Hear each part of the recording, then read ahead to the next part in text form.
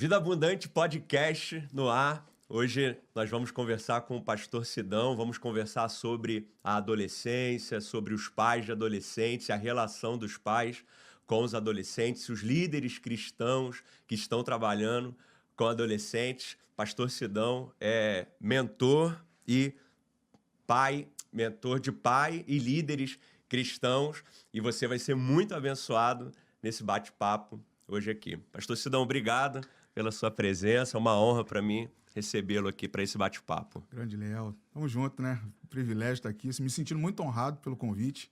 Acredito que vai ser um momento bem interessante aí para aqueles que vão estar assistindo, vão estar podendo fazer parte dessa conversa que a gente vai ter aqui. Privilégio mesmo, Deus é bom de nos colocar aqui frente a frente. É verdade. Pastor Sidão, a adolescência é algo, historicamente falando, relativamente novo, tá? Mas mesmo assim nós já temos aí mudanças muito grandes na adolescência. O que você poderia destacar das principais mudanças assim, dos adolescentes de 20 anos atrás para os adolescentes que estão agora aí vivendo a fase da adolescência? Essas mudanças da adolescência, elas são muito cíclicas, né? Parece que são períodos que são construídos por causa da cultura, o ambiente.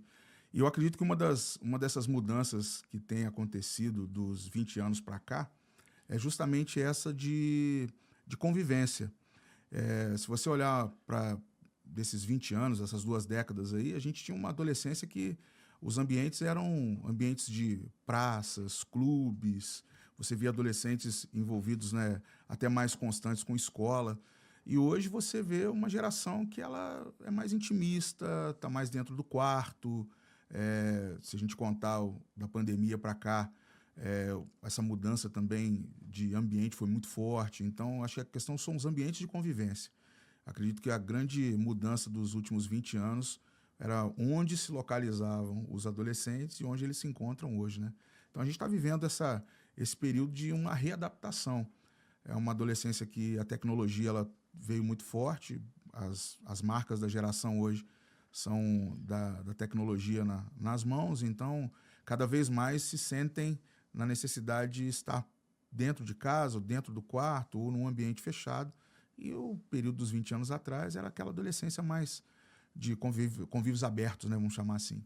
Então, acho que acredito que essa grande diferença que tem marcado muito a nossa geração. Legal, Sidão. E se hoje, né, as tecnologias elas pautam muito a vida do adolescente, né? O que marcava, né, ou o que passou a definir a adolescência, né? Quais os marcos assim que vão dizer, né, que uma criança deixou de ser criança e agora é um adolescente, está se tornando um adolescente? Na verdade, esses períodos, cada um deles, o processo nosso de desenvolvimento humano, ele tem uma marca, né? Uma marca característica, né? A infância tem aquele processo do cuidado, né? Dentro dos pais, o convívio familiar, aquela estrutura ainda da necessidade, de proteção, de guarda. A adolescência, ela não teve tanta mudança nessa transição, mas ela já entra naquela interdependência, ela já começa a ter um processo de aquela ponte, né? As pessoas falam muitos estudiosos falam que os sociólogos, eles falam que é uma ponte, porque é um período em que ainda está muito imaturo, mas já quer tomar decisões, já querem conviver em espaços que querem se sentir sozinhos, né? Já começa a ter um desligamento precoce com a figura paterna e materna. Então tem algumas coisas que vão caracterizando. Isso não vem mudando tanto, não. Mas a gente vê muito essa questão da adolescência, esse período transitório, né? De tantas marcas. E hoje, cada vez mais, ainda com as questões emocionais, que elas têm sido uma característica bem evidente para essa geração, né? Apesar que eu falo que, biblicamente, a gente olha, quando Jesus é encontrado lá no templo, no meio dos doutores, ali no texto do Evangelho de Lucas, fala que Jesus ia crescendo em sabedoria, estatura e graça. Então, acho que a marca, pelo menos biblicamente falando, são as 3 marcas que nós precisamos olhar como características da geração de adolescentes. É o crescimento físico, que é a estatura, é o crescimento do corpo, o desenvolvimento de áreas do corpo, o crescimento em sabedoria, que é o cognitivo, que é o conhecimento, é a entrada de novas informações, e o espiritual, que é a graça de Deus, né? Então, se a gente olhar hoje para o contexto social, são marcas que elas são características para essa geração. A geração de adolescentes, eles têm essas marcas. Só que hoje os estudiosos, cientistas, eles caracterizam em vários outros níveis, né? Principalmente hoje o ligado a questões da alma, a questão das emoções, a questão dos sentimentos. Então, essa geração ela tem essas marcas bem pontuais.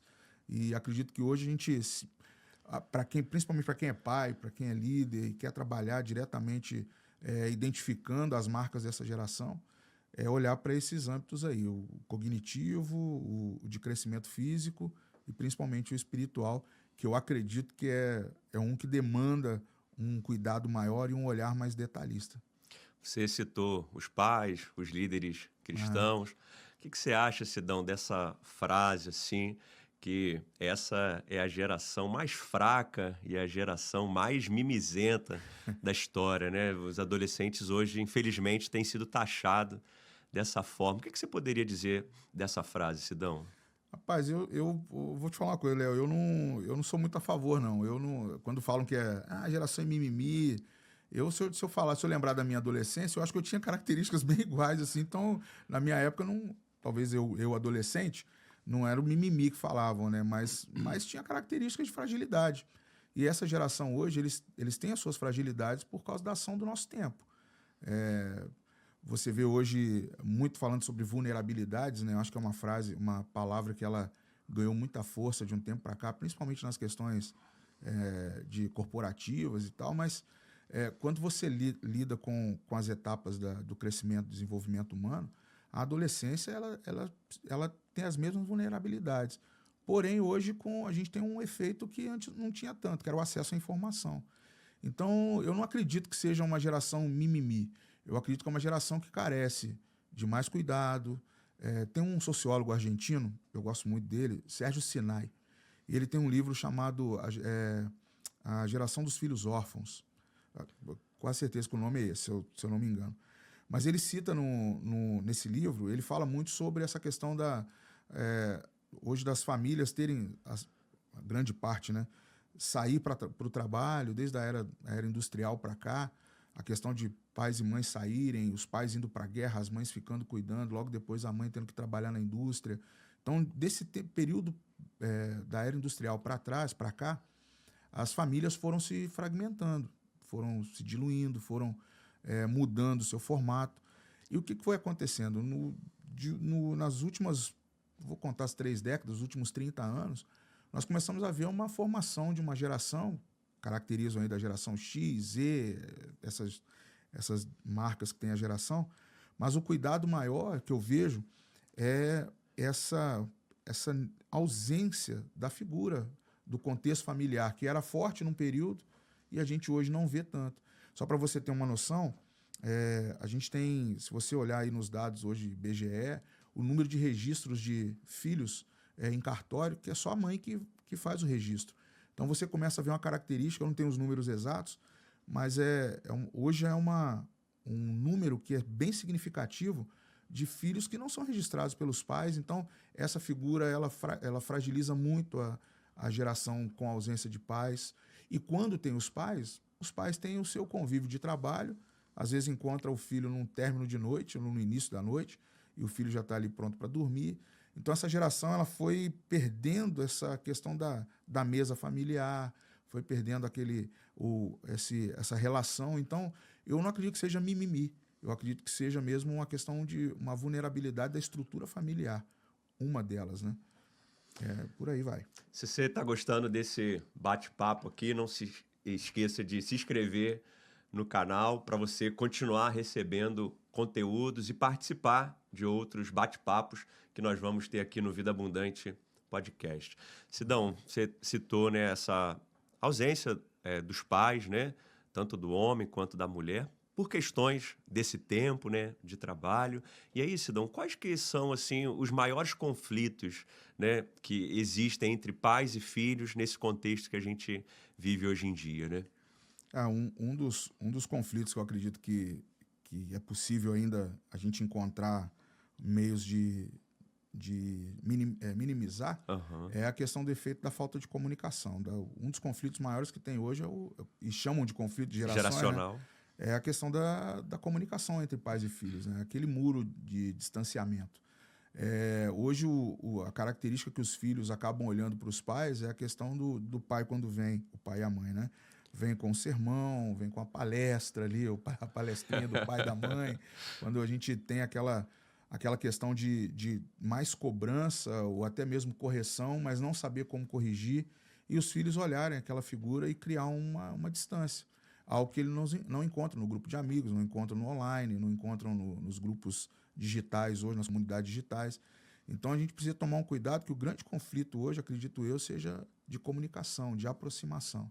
Eu acredito muito nessa cultura de aproximação, porque o adolescente ele precisa de um fator que quem quer se aproximar dele precisa ter, ganhar confiança. E quando o pai e a mãe eles têm esse ambiente que gera essa confiança para o filho e a filha vão se relacionar minimizando conflitos, vão poder expor mais. Eu falo por mim, eu tenho 2 filhas, eu tenho uma de 16 anos e uma de 12 anos. Para eu conversar com as minhas filhas, são detalhes que eu tenho que absorver do universo feminino, eu conversar coisas que até então na minha cabeça não passaria se não fosse o ambiente dentro de casa com elas. Então, assim, a gente vai aprendendo. Então, eu acredito que eu pelo menos, tento diminuir aquele conflito de o pai só chega ali para dar uma correção, para dar uma bronca. E eu acredito que isso é uma das possibilidades que nós encontramos. E, claro, né, você trazer para o teu ambiente que inspira a proteção delas, a confiança delas também. Saber que o pai e a mãe estão ali para poder dar uma boa direção. E aí talvez alguém vai pensar assim, mas e eu que sou mãe solo, ou eu que sou viúva ou viúvo, e eu estou convivendo com a adolescência dos meus filhos. Essa é a hora de trazer para perto, de mostrar a realidade. Porque o adolescente, ele conhece a realidade ao redor dele, mas ele encontra os canais de fuga. Quando a gente vê um filho muito tempo dentro de um quarto, quando vê muito tempo nas telas, ele está procurando, pode identificar que além aquele momento de prazer ali, ou alegria de poder estar fazendo algo que gosta, um jogo eletrônico, ou uma conversa com a sua comunidade, mas é também um sinal para que o pai ou a mãe ele faça essa aproximação, ganhe esse ambiente de confiança, e aí minimizar os conflitos. Confiança versus conflito, acredito que é uma boa chave aí. E para ganhar a confiança, o pai e a mãe vai precisar entrar no universo do adolescente. Nenhuma relação vai existir ou subsistir somente com a cobrança, com as ordens que são necessárias, Exatamente. que vão existir não só no relacionamento de pais e filhos, mas relacionamento conjugal, qualquer relacionamento vai precisar Perfeito. ter esse momento ali da ordem, né, da instrução, da A direção. disciplina precisa ter em todas as áreas. Quem trabalha numa empresa, a escola, o ambiente familiar, ordem, disciplina, mas tudo isso ele é conquistado, limites, eles são conquistados com a confiança. Quando eu gero esse nível de confiança, eu vou impor um determinado limite, eu vou direcionar um determinado limite aos filhos, e eles vão entender. Como os filhos também põem os limites na adolescência, né? Uma característica que eu estava ouvindo recentemente um podcast ligado a essa área, e um dos convidados era uma jornalista que escreve sobre adolescência, Carolina Delboni, e ela estava citando um outro livro do Hugo Monteiro Ferreira, que é um professor que escreveu um livro chamado Geração do Quarto. E eles estavam falando exatamente desse limite que os filhos colocam do acesso ao quarto deles, que é onde eles têm intimidade, onde eles criam ali o seu tempo de maturação, até mesmo de crescimento, ou até mesmo o seu tempo de lazer dentro do quarto. E os pais, eles sabem que para entrar no quarto de um adolescente, vai ter que destrancar uns 30 cadeados na porta, porque o adolescente ele tenta criar esse limite.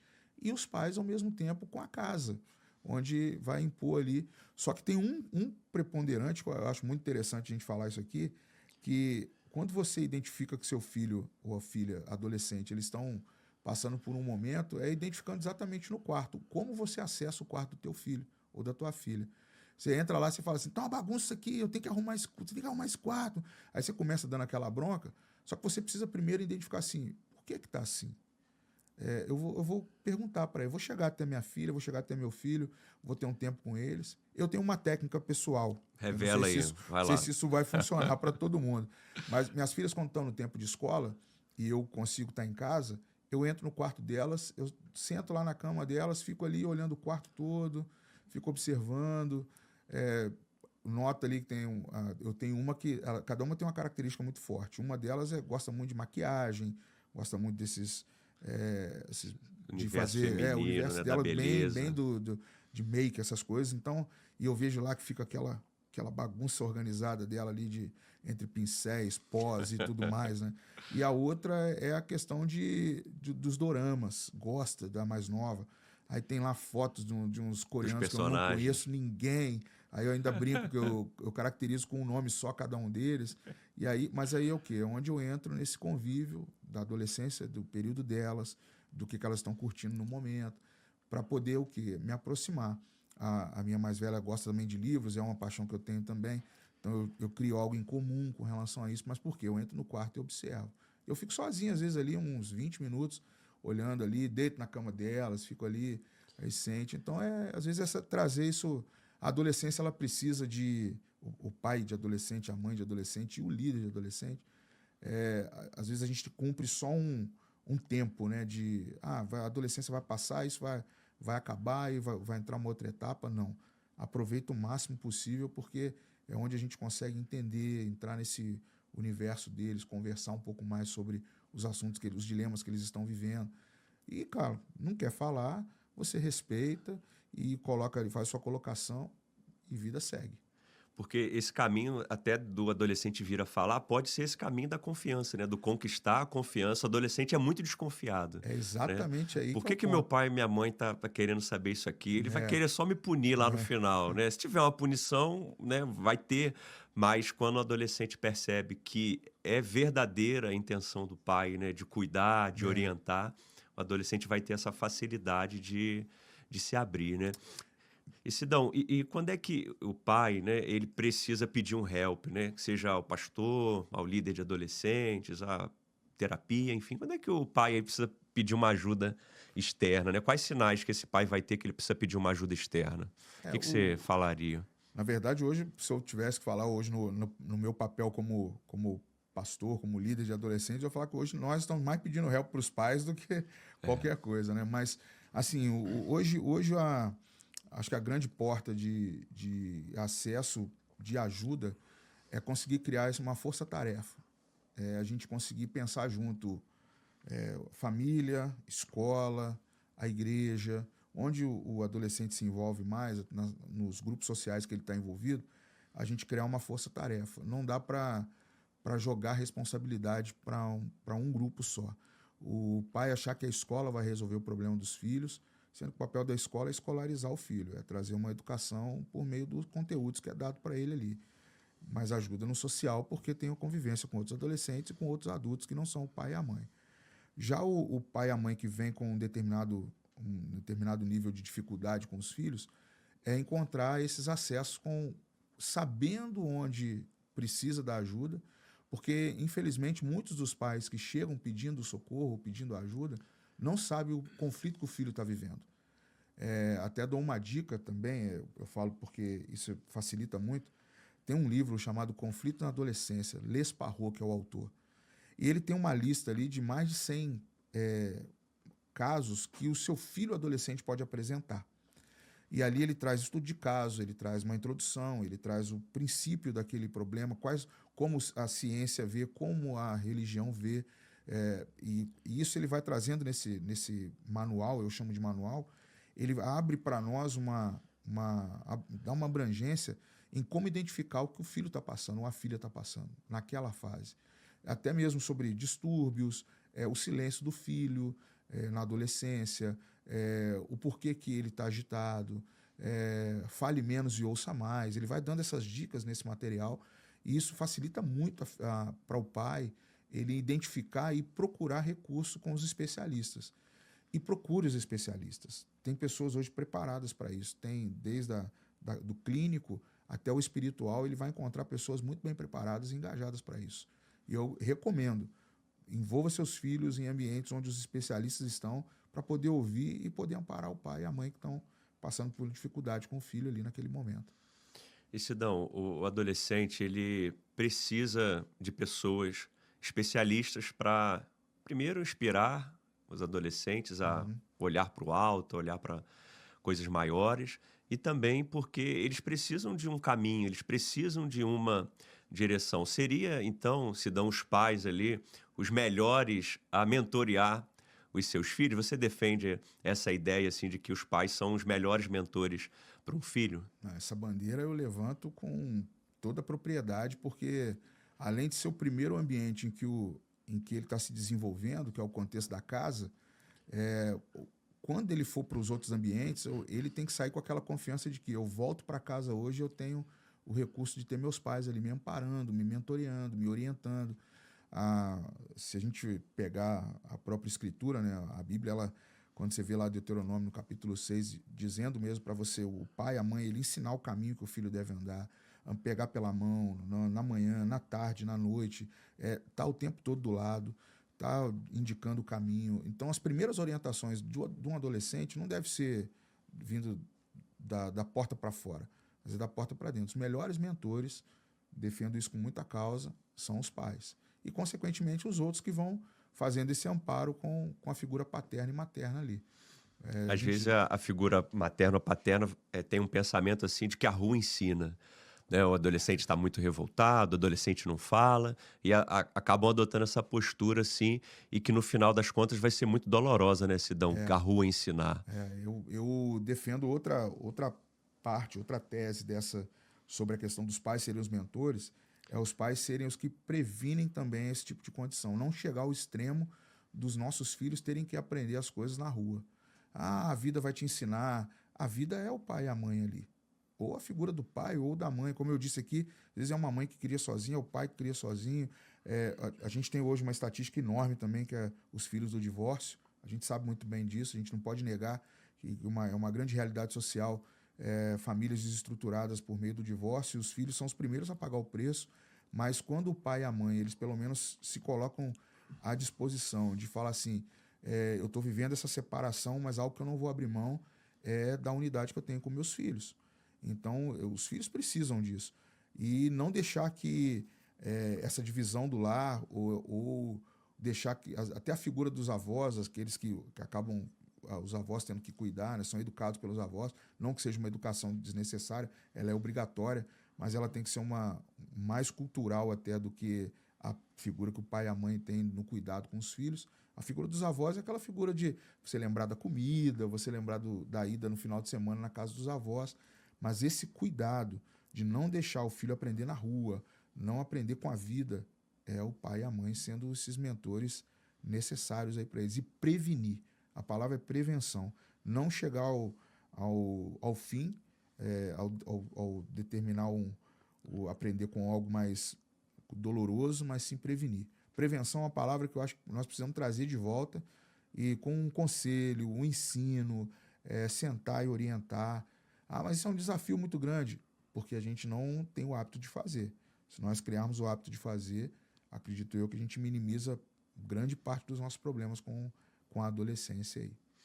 Você coloca no comentário pra gente aí qual foi o maior ensinamento que o seu pai, que sua mãe te deu, seja você observando a vida dele ou a mentoria que ele fez com você de ter sentado, de ter te orientado e ter te explicado alguma coisa. Eu lembro, Sidão, de estar orientando ali um casal, né, no curso de noivos, e aí o rapaz com 25, 26 anos falando, pastor, eu quando tinha 17 anos ali fui receber o meu primeiro salário, meu pai sentou comigo e falou, olha, dinheiro não se gasta tudo, o que você está pensando fazer com o seu salário? E aí o menino explicou e o pai traçou com ele ali um plano, uma orientação para guardar um dinheiro, e aí no curso de noivo ele estava falando, eu estou casando agora com dinheiro que eu comecei a guardar no meu primeiro salário lá. Então veio que esse exemplo, né, de como uma mentoria, de como uma orientação, de como uma prevenção que o pai fez. Eu falo para os adolescentes assim, começa a juntar dinheiro hoje, porque quando você começar a precisar do dinheiro, vai faltar muito ainda, por mais que você guarde. É verdade. Eu tenho uma lembrança também, essa é minha, com a figura do meu pai. Eu lembro, meu pai já faleceu, tem 12 anos, mas eu falo que até hoje é uma lembrança que eu tenho de quando ele disse para mim assim, olha, duas coisas eu não quero que você deixe acontecer. Que nenhum pai venha aqui na porta falar que você engravidou alguma filha ou fez algo de ruim à filha dele, e que não venha ninguém cobrar alguma coisa que você deixou como dívida lá fora para eu vir pagar. E quando meu pai falou isso para mim, eu estava naquele período de 16 para 17 anos, começando a ter uma determinada liberdade maior, já estava no meu primeiro emprego. E quando eu vi esses dois conselhos do meu pai, eu falei assim, cara, eu preciso guardar isso aí. E sempre que surge alguma situação que eu venha precisar direcionar, eu ouço esse conselho, vem essa voz do meu pai falando comigo. Falando, não quero você. Mas assim, meu pai sempre foi um homem muito tranquilo, muito manso, mas a direção dele para mim pesou bastante, até na formação do meu caráter. E eu falo que hoje, quando um filho ele nega ouvir quando o pai vem aconselhar, porque tem pai que infelizmente não vem para direcionar, ele vem para talvez até para uma agressão verbal, algo parecido, mas quando vem uma direção, e ela pode vir às vezes uma frase dura, ela pode vir num exemplo, mas quando os filhos abrem os ouvidos para ouvir a voz do pai e da mãe e guarda aquilo ali, ele vai saber no momento certo, ele vai aplicar os princípios para aquilo ali ser a blindagem para ele, é uma armadura mesmo, é algo que o defende, que o guarda, vai livrar de determinados perigos, porque a adolescência ela é uma enxurrada de situações que para desestabilizar mesmo emocionalmente, no crescimento, ela afeta uma palavra agressiva na escola que vai gerar um trauma, alguma cena que você vai ver que vai impedir você de avançar em determinado momento da sua vida. A adolescência ela está disposta a tudo isso. Eu posso falar isso porque, como eu trabalhei um bom tempo dando palestras nas escolas sobre bullying, os relatos que eu ouvia, Léo, eram de garotos e garotas que o efeito das palavras, o efeito daquelas palavras fortes sobre eles, às vezes não era nem um murro, um tapa de um amigo bater, um grupo, que isso que você esperou do lado de fora, mas aquela frase que eu ouvia afetava tanto, e nessa hora, um pai direcionando, um pai aconselhando o filho que chega traumatizado em casa, fragilizado em casa, uma filha que chega ali, aquela palavra do pai e da mãe, a sentar ali e trazer uma palavra, isso consolida muito, fortalece muito a ele encarar esse gigante no outro dia, a voltar para o ambiente da escola. Por quê? Grande parte das evasões escolares dos adolescentes é na adolescência. A grande parte da evasão escolar, a gente tem um colapso educacional, porque um dos fatores é o aluno e a aluna não querer voltar mais para a escola porque ouviu uma palavra agressiva.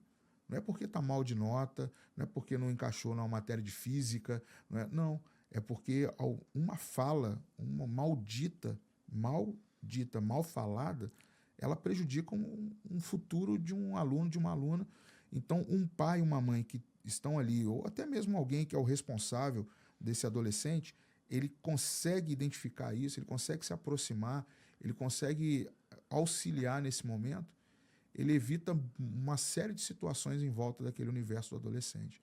Então a gente tem que estar muito atento a entender isso e trazer isso como uma grande verdade para fortalecer hoje a adolescência. Né?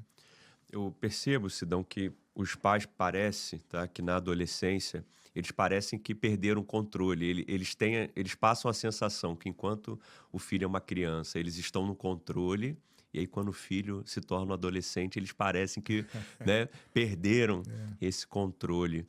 Na sua fala agora eu percebi assim, uma questão que o pai ele precisa se cuidar e se entender muito bem para ele poder ser esse suporte, essa orientação para o adolescente, né? Mas o que você poderia falar para os pais de adolescentes assim que estão vendo situações que eles não estão entendendo quem é mais essa pessoa que mora ali com eles, que eles estão com essa sensação de estarem perdidos, né? Por onde esse pai, então, precisa começar a retomar esse controle da criação do seu filho agora na adolescência?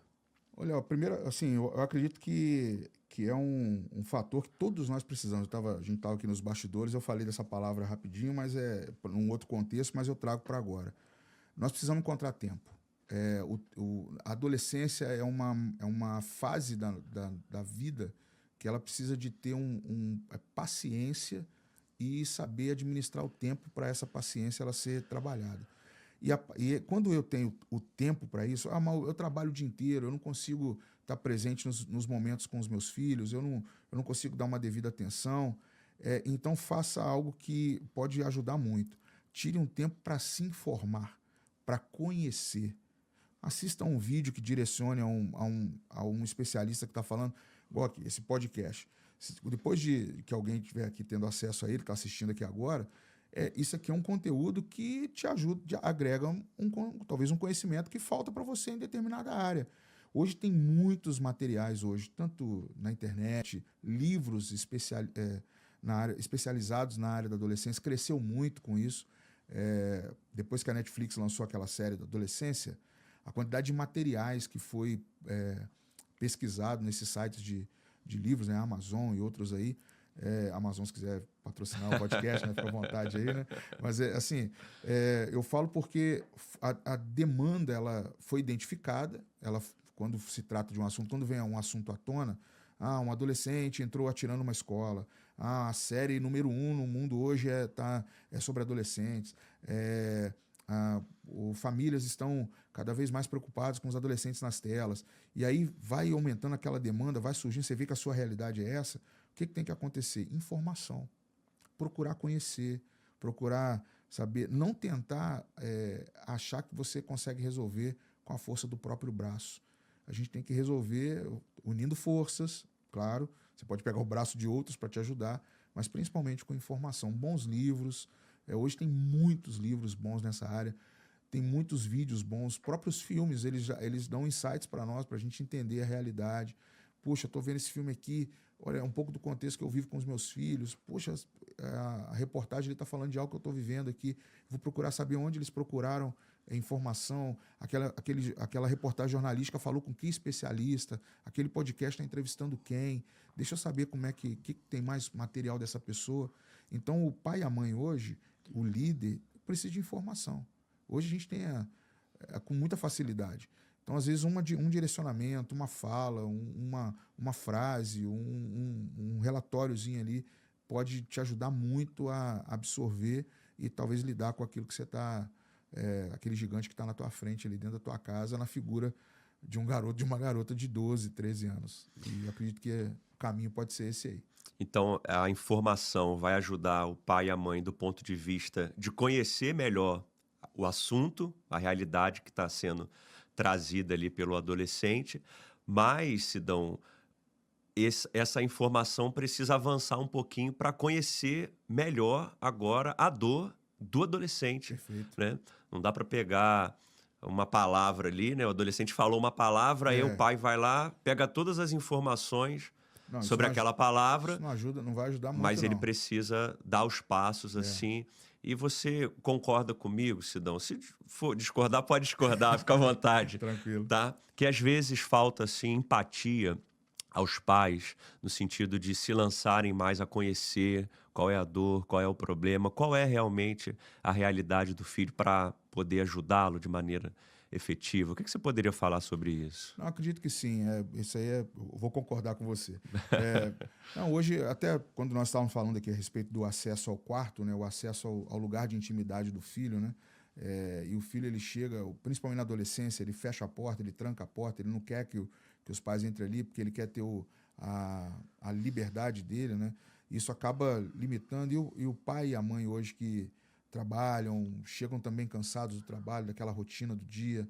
Aí hoje não tem talvez aquela força da mesa mais de sentar todo mundo ali e saber o que o outro pensa, né? Como em tempos áureos aí das famílias reunidas.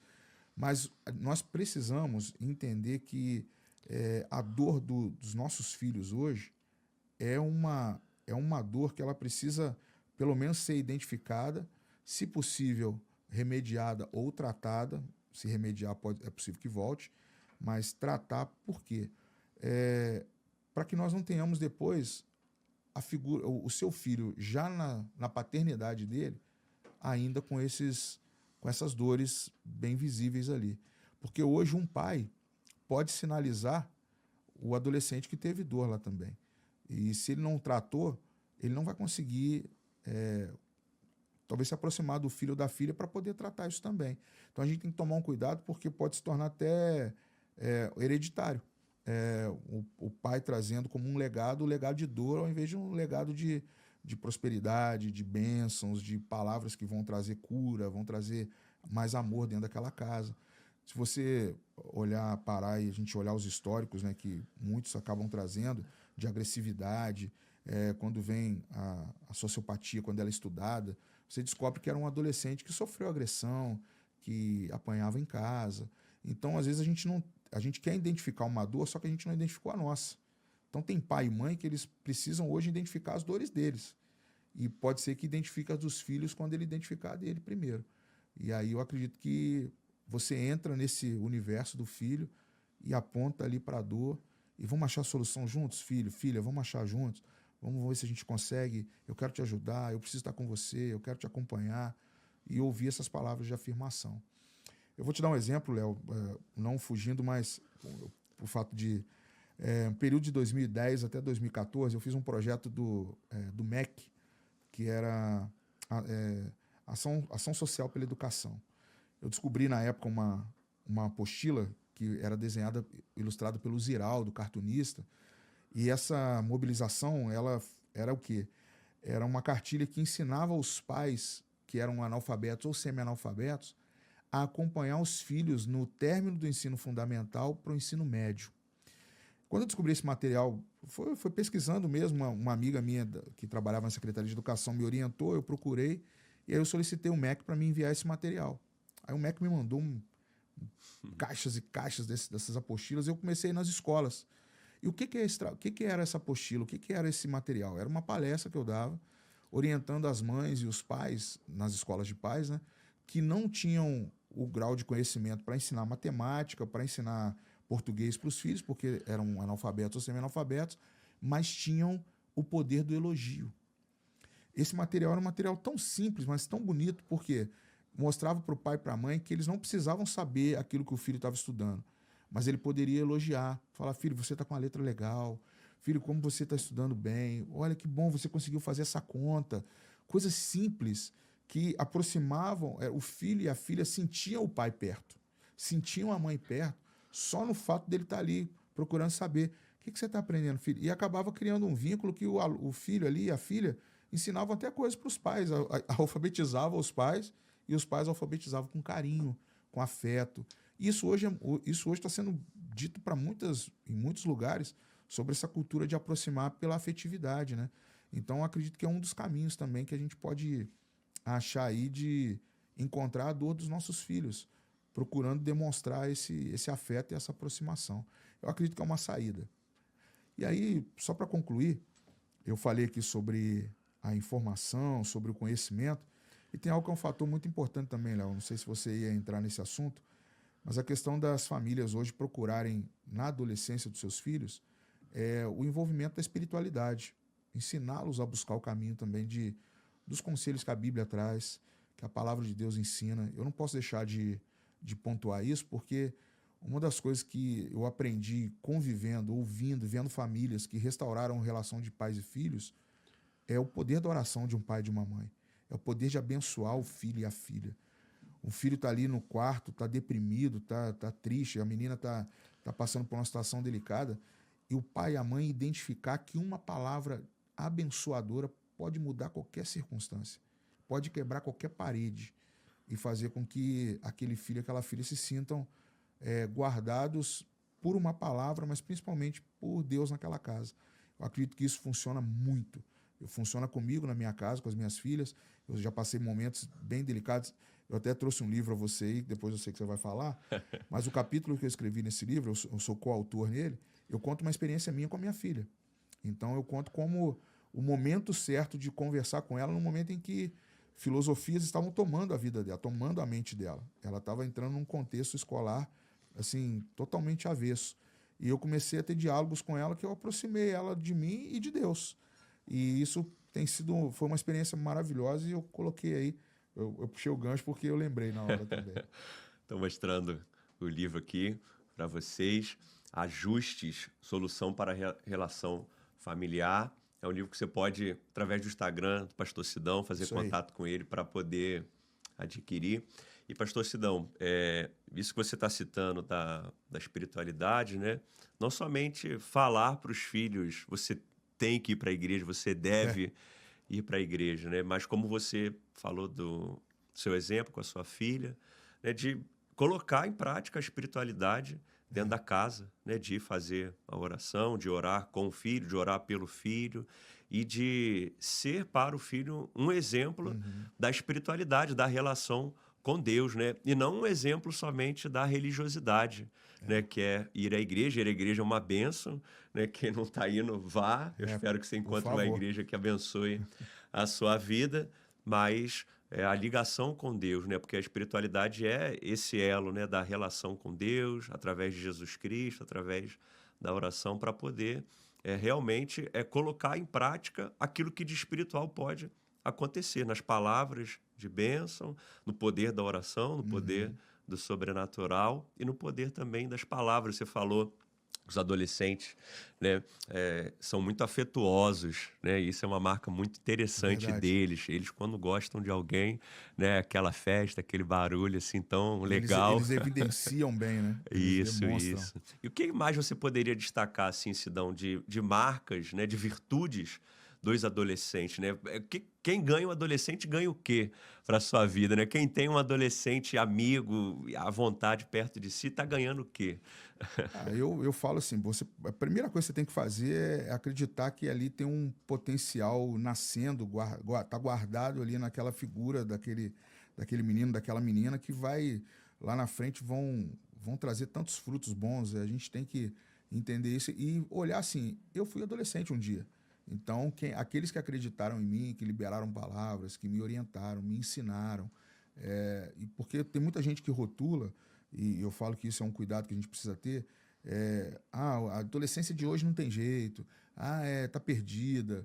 E a gente tem que pensar o contrário, se não crer, porque infelizmente a gente pega o exemplo de um no meio de 1000, então, e os outros 999? Então a gente tem que olhar e pensar assim, cara, é uma geração fantástica. Tem garotos e garotas ali que eu investindo, eu semeando conhecimento, semeando boas palavras, direção, eu vou extrair o melhor deles ali e eles vão nos dar o melhor. O fato de pastorear já há mais de 23 anos, já é a 4ª geração de adolescentes no ministério que eu faço parte, e é interessante porque, assim, eu vi aquele adolescente da primeira geração que às vezes ninguém dava ideia. Eu falei, esse aí vai dar trabalho. E hoje você vê um empresário bem-sucedido, casado, com família, apresentando filho no altar. Aí você fala assim, rapaz, olhar esses há 20 e poucos anos atrás, olhar para trás e ver esse garoto, essa garota hoje, como eles estão, valeu a pena ter acreditado ali, valeu a pena ter investido ali, criar dinâmica, inventar história, correr junto. E esse é o papel do líder de adolescente, não tem escapatória. Líder de adolescente que está cansado de inventar coisa, né? Tá falando aqui de 51 anos de idade, que eu falo que hoje eu tô gerando outros líderes para ter que ficar agora só, vai você lá e passa pelo que eu passei.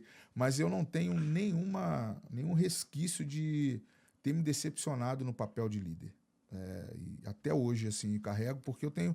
E o fato de ter 2 adolescentes que, além de ser filhas, são também minhas lideradas no meu ministério, eu falo que o resultado, ele vale a pena você acreditar. O ambiente de escola, vale a pena acreditar ainda. Tem muita gente que coloca como um ambiente mais delicado, mais complexo, muitas diferenças, mas é um ambiente em que, quando você conversa com aqueles educadores ali, raiz, que sabem como nasceu uma escola, eles acreditam 100% naquele adolescente. Hoje, alguns já são professores na escola que foram alunos, então você começa a ver os resultados ali, né? E vale muito a pena investir, sim, porque é uma geração maravilhosa. Pastor Sidão estava falando dos adolescentes. Pastor Marcos Madaleno tem esse livro aqui chamado Lidere para o Futuro. Fala muito em alguns capítulos, uma parte do livro fala muito sobre o futuro que os adolescentes podem vir a ter, o futuro que as pessoas podem vir a ter, mas que a gente não enxerga. A gente não enxerga esse futuro, né? Davi, quando foi consagrado, né, quando foi ungido, ele nem estava presente naquela É reunião ali, verdade. ele nem foi chamado para participar. Tamanho é assim o nosso olhar para o adolescente, assim, um olhar de quem um dia vai ser alguma coisa, um Uhum. dia vai conquistar alguma coisa, mas esse que um dia vai ser, esse que um dia vai estar conquistando, ele precisa ser preparado, precisa receber investimento, precisa ser Verdade. acreditado agora, né? Ele precisa começar a receber agora para que na hora que ele vá começar, porque com Davi também foi assim, né? Exatamente. Quando ele efetivamente foi rei, já tinha se passado muitos anos de quando ele recebeu ali a investidura, É, né? E a gente às vezes olha para um adolescente e deixa de investir porque está vendo só o presente, está vendo só o problema, né? O adolescente bagunceiro, mas talvez esse bagunceiro é aquele que mais recebendo amor, mais vai dar amor, mais vai estar devolvendo na medida que ele está recebendo, né? E legal. Sidão, a gente tem muita gente assim no ambiente de igreja, né? Que o pastorzão lá, o líder da igreja, poxa, preciso de alguém para estar com os adolescentes e tal, e aí a pessoa aceita o desafio, né? O que você diz para essa pessoa aí que está aceitando o desafio de liderar adolescente? O que ela precisa ter, né? Que competências? O que um líder precisa ter para liderar adolescentes? Um caminho assim para Pô, ele legal. poder se revestir da investidura do Senhor Uhum. e trilhar esse caminho. Boa pergunta. Esse é um grande desafio na questão do papel da igreja. E eu falo que hoje, até nos papéis sociais, né? Talvez a pessoa que está se preparando como um futuro pedagogo, professor também, né? Que vai estar ali acompanhando do lado ao adolescente na fase da escola, mas na igreja, a questão hoje o líder que está se preparando para isso, e grande parte delas, eu até estava conversando com um grupo de líderes há pouco tempo atrás, falando do grande desafio que nós temos, às vezes é por uma imposição que é colocada no ministério de alguém assumir o papel da liderança de adolescentes. E às vezes a pessoa está ali, ela está totalmente despreparada, mas é porque ela está sempre envolvida, ela está ali mostrando um potencial. E às vezes na visão do pastor ou do líder dali da igreja, ele vai lá e fala, pô, vou colocar esse jovem aqui, ele vai assumir ali. E ali acaba se descobrindo um excelente líder. Acaba descobrindo uma pessoa que realmente as pessoas olham e falam assim, você nasceu para isso. E eu posso falar porque tem alguém aqui, quem está falando, que investiram para que eu pudesse estar onde eu estou hoje. Eu já tenho mais de 23 anos, 22 anos que eu lidero adolescentes e sempre acreditando nessa nova geração porque alguém investiu em mim primeiro. Investiu no crédito, em falar, vai que você consegue. Então, para o líder que está assumindo hoje, para o líder que está no início da jornada, é abraçar. É a sua causa, é onde você vai crescer, aprender com os outros, pegar exemplos dos bons líderes, pesquisa, vasculha, onde está tendo aquele ministério que está tendo êxito, trabalho de chão. Porque às vezes a gente tem que ter um cuidado, porque uma característica, vou pegar uma característica, o próprio Léo também apresenta isso, é o pastor de chão, é aquele que está ali no dia a dia da igreja, que conhece o adolescente, desde a hora que chega até a hora em que ele está à frente de um ministério já liderando. Então a gente tem que começar a estimular a você saber que você está construindo outros que como você está sendo construído. Então invista mesmo, invista em você e invista em quem você está trabalhando, quem você está liderando. Seus liderados hoje estão esperando isso. E você olhar com um carinho, olhar com uma fidelidade, uma dedicação ao seu líder, a quem investiu em você. Eu falo que no ministério hoje, Léo, o grande segredo da ponte geracional é quando você, o líder de adolescentes, comunica com o líder de jovens, comunica com o seu pastor sênior, pastor principal da igreja, ele comunica com o líder do ministério infantil, ele tem uma comunicação em volta dele que ele é amparado. Eu posso falar no meu ministério. Quando eu converso com o pastor Daniel e o pastor Akene, que são os líderes do ministério infantil, eu converso com os líderes lá na minha igreja, são divididos em redes pastorais, eu converso com os outros pastores que lideram jovens, eu converso com o meu pastor. Meu pastor, mandei um áudio para ele ontem, estava conversando com ele, eu sei que é datado aqui, mas eu estava mandando um áudio para ele ali, e exatamente de uma questão futura, de algo que a gente está pensando para um projeto novo, do lugar novo, e aí ele me orientando. Então, assim, o líder, ele tem a característica principal, talvez, seja saiba comunicar com as outras lideranças. Porque você está recebendo aquela criança que até então tinha 10 anos, está vindo com 11, 12 para você agora, e você está transicionando aquele que está com 17, 18 para para o líder de jovens, e você está assumindo ali, você está no intermédio. Então, quando você está ali no meio, você tem a possibilidade de conversar com as outras lideranças. E isso te fortalece muito. Então, você que é jovem, está começando, teve a oportunidade de ser o líder adolescente do seu ministério, aprenda sobre a adolescência, estude muito, mas aprenda principalmente a palavra de Deus, precisa ser munido disso e fazer as suas redes de apoio. Líder infantil, líder da juventude, seu pastor principal. Porque não adianta você tomar decisões sozinho, achando que vai revolucionar a tua igreja, vou fazer esse projeto com os adolescentes agora, vou subir o Himalaia com eles e tal, vou fazer o legendário Team. Cara, isso aí não resolve. Conversa primeiro com todos, ouve todos os outros, senta, desenha.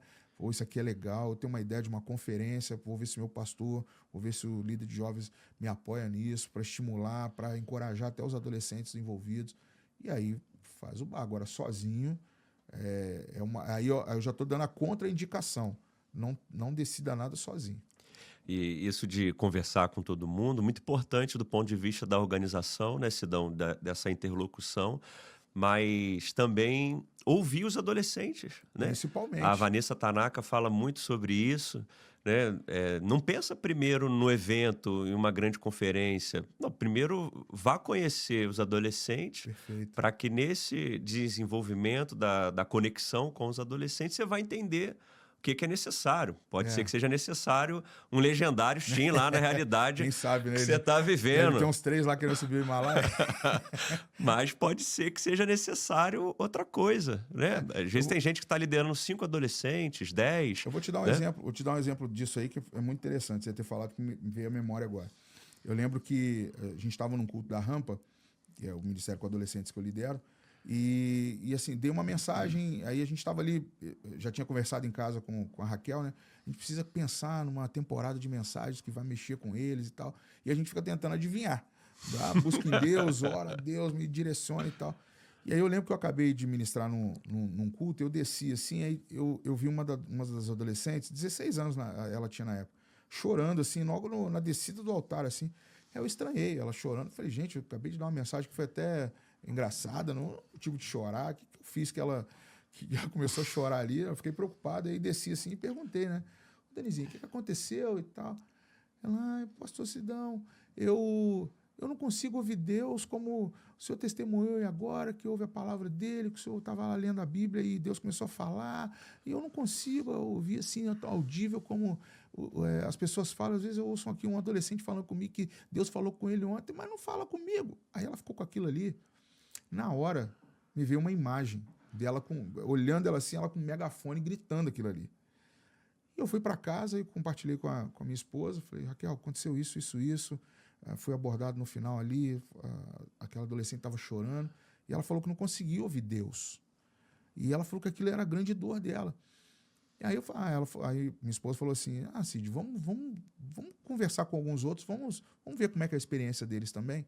E aí começam a perguntar para uns 4, 5, 6 ali, e eles falaram, eu também tenho dificuldade, me dá sono quando eu leio a Bíblia, às vezes começa a orar, eu não estou entendendo o que está orando, às vezes eu estou ouvindo a mensagem, mas eu não vejo ali, eu fico tentando ver como é que Deus fala comigo. Aí eu falei, então nós vamos fazer uma série de Fala Comigo, Deus. Aí fizemos, durante 5 semanas seguidas, assim, nós fizemos um tema Fala Comigo, Deus, e como era o dilema deles de não conseguir se aproximar de Deus naquele período, de como eles não estavam conseguindo ouvir. Léo, vou te falar o seguinte, a mobilização que foi, eles levaram amigos, foi a série que a gente mais teve visitantes, de casa cheia mesmo, assim, a gente tinha a Rampa na época, o espaço que a gente estava era de 400 lugares, a gente estava domingo lotado. E eu fiquei pensando comigo, cara, foi ouvir aquele momento dela ali, aquela dor que ela estava que não conseguia. Por quê? Não era só ela. Tinha outros adolescentes que não estavam conseguindo ouvir Deus. E ela sinalizou naquele choro e expôs ali para mim. E logo depois a gente fez aquela série que foi... Eu estou até pensando em voltar a fazer agora um período parte final. 2. Parte 2, porque como aconteceu e a forma como a gente entendeu ouvindo o adolescente. Quando, você citou e eu lembrei na hora que realmente isso é muito funcional. E é importante, porque eles expõem. Eles querem expor. E ligados ao sobrenatural de Deus, adolescente tem cada dúvida, cada dilema que dá material para a gente aí. É. E através desse bate-papo, né, dessa sua iniciativa de ir ver, pô, por que que essa menina tá chorando aqui, né? É, Ouviu, né? E até a sua fala, né, as pregações se tornam mais assertivas, porque partiu da escuta, partiu perfeito, das coisas deles. perfeito. Imagino eles falando assim, pô, vamos lá nessa série de mensagens. O pastor conversou comigo e é por causa do que eu falei, né? Ela, quando Né, eu isso fiz, traz essa eu iniciativa fui deles. padrinho de casamento dela recente, agora casou, 20 e poucos Aham. anos, e ela me lembrou dessa história. Eu falei, pô, você lembrou? Ela falou, lembrei, eu lembro que eu tava lá aquele dia na minha dor. Aí ela brincando, eu falei, é verdade, verdade. É. E o pastor Marcos Madaleno fala no livro dele, Ministério com Jovens, né? Ah, Não muito bom, comece o seu ministério pela atividade, seja pelo culto, seja pela perfeito. conferência, comece por estar junto com a galera, dê o nome que for, da programação, mas por estar junto, E você vai ouvi-los, né? conhecer e a partir daí vai trabalhar Muito as bom, dores, vai trabalhar os potenciais muito bom. que a galera tem. E, Sidão, a gente vê, né, as igrejas caminhando, progredindo, né? Você faz parte de um ministério muito grande que está um momento muito especial agora, né, de compra de um novo É, meu terreno, Deus, uma desafiador. realidade muito interessante. Mas o que que você pode falar, Sidão, para o pastor, né, que está começando a sua igreja ou que tem a sua igreja já estabelecida há bastante tempo, mas o ministério de adolescentes ali não está crescendo, não está estabelecido, né? Qual o conselho assim que você dá para um pastor de igreja, né, sobre o olhar dele para a adolescência e para esse ministério? O caminho hoje para quem está começando ou para quem já tem um ministério que você sente que está estagnado ou não tem visto o crescimento que você deseja, porque o pastor quer a igreja cheia, né? O pastor quer os adolescentes, quer as crianças. O pastor que está ali à frente, ele está passando por esse momento, ele vê que, puxa, não está crescendo meu ministério com adolescentes, ou o que eu preciso fazer, qual é a saída que eu tenho, onde eu devo atacar, onde eu devo direcionar. Primeiramente é ver assim, como são as famílias e ver com as famílias os adolescentes. Você tem filhos adolescentes, o pastor identifica, traz para perto, traz os pais. Eu vou dar o meu exemplo, por quê? Uma das coisas que funciona muito no nosso ministério hoje, e como no Ministério da Rampa ele é muito cíclico, né? Entra uma leva, completa uma determinada idade, vai para a Uma sede, vai para característica dos adolescentes, do ministério com do Ministério com adolescente. Adolescentes. E aí, hoje eu tenho um grupo com pais, são quase 248 famílias ali no grupo de WhatsApp que eu tenho.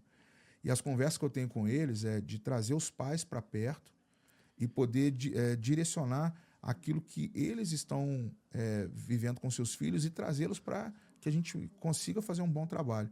Então, o pastor principal ou o líder de ministério, ele deve envolver os líderes a ouvir os pais e os adolescentes. Ah, eu tenho só 4 adolescentes, 5 adolescentes. Comece com esses. Traga eles para ouvir o que eles têm para poder apresentar, o que eles querem como ambiente de convivência, que é a igreja, e começar a trabalhar ali com o líder. Eu acredito que grande parte desses ministérios, eles têm tido explosão. Você falou da Mari, da Batista Atitude. O trabalho que a Mari faz, ela falou, quando eu comecei a ouvir ali as famílias, eu comecei a ouvir os adolescentes com seus pais, eu tive o meu boom.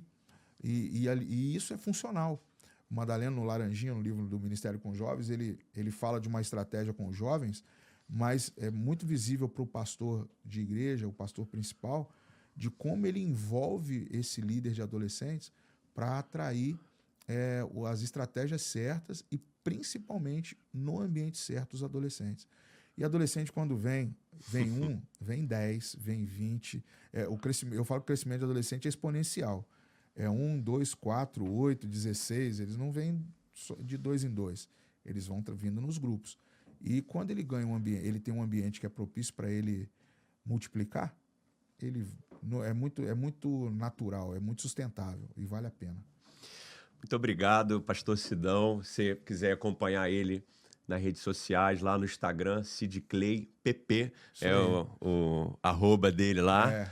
Muito obrigado, pastor Sidão, por estar conosco. Se você gostou desse conteúdo aqui, manda esse conteúdo para alguém, como o pastor Sidão falou, é uma masterclass, aí é um conteúdo, é uma informação que você tem para esse ambiente da adolescência, da faixa etária de adolescente, para a liderança de adolescente. E Sidão, eu queria perguntar uma coisa para você. Você gosta de pão de queijo? Você, Raquel, as meninas lá, vocês gostam de comer pão de queijo? Mas se eu falar que não, a Raquel é mineira. É. Raquel, ela tá no sangue dela, tem pedacinho de queijo, porque aquela menina lá é apaixonada e eu acabei gostando também, né? Aprendeu a gostar A minha filha com mais ela, velha, né? o lanche dela de escola é pão de queijo. Olha só, a gente vai trazer para você aqui delícias da tia Márcia. Que maravilha. Eita, paz.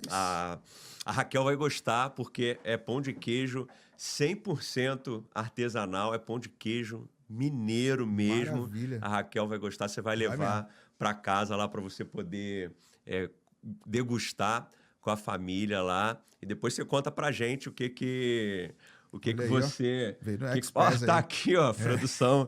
Não é mole não, tá? Depois você conta pra gente lá o que Que você maravilha. achou. Lá em casa não entra mais outro pão de queijo se não for Não, e é bonito, delícias tô vendo aí que o negócio da tia Márcia, porque é pão de queijo 100% artesanal. Você, no mercado, assim, você olhar lá no rótulo, é cheiro de queijo, mas não tem queijo no negócio. E delícias da tia Márcia é pão de queijo 100% artesanal. Bonito. E se você gostou também desse bate-papo, a gente teve um outro episódio aqui com a Melissa Rocha, psicóloga, falando sobre os cuidados com a saúde emocional. Talvez você, pastor, líder, você vai poder acessar esse conteúdo que vai continuar ajudando você a ter uma vida abundante em Jesus Cristo. E eu quero também agradecer a Cri.Estúdio, o estúdio que recebe a gente aqui, que patrocina o Vida Abundante Podcast. É um dos estúdios mais modernos, aí se não o mais moderno aqui da região sul-fluminense. Pode ajudar você, a sua empresa, a produzir o seu podcast, produzir a sua videoaula, a sua mentoria e qualquer conteúdo aí de audiovisual. Cri.Estúdio aqui em Barra Mansa é a solução. Eu já sei onde eu vou criar meu conteúdo, eu já sei onde eu vou fazer os meus. O pessoal aí vai ver um negócio especial para você aí quando você for precisar de gravar suas videoaulas, suas mentorias. Muito bom. Né? Você produz bastante material aí para o Instagram, né? E outros sonhos e projetos que Deus possa vir a te dar. Cri.Estúdio pode ser seu parceiro aí. Sidão, mais uma vez, muito obrigado por esse bate-papo aqui. A gente poderia passar aqui, com certeza, mais uma hora, mais tempo aí conversando sobre esse assunto e sobre outros mais. Mas muito obrigado. Queria que você deixasse uma última palavra para os ouvintes, aí, os participantes do Vida Abundante Podcast. Mais uma vez, obrigado, Sidão. Eu que agradeço, Léo. Obrigado mesmo. Pastor Léo, né, meu amigo. Eu tenho uma frase que eu gosto dela, assim, como algo muito forte para mim, que o tempo é curto, a oportunidade é única e a urgência é muito grande. Então, hoje, para você que atua não só com adolescentes, mas você está convivendo com pessoas, quanto mais a gente vê o senso de urgência do que o outro precisa de você, do seu melhor, entrega o teu melhor e Deus vai te abençoar de forma abundante. Eu creio nisso.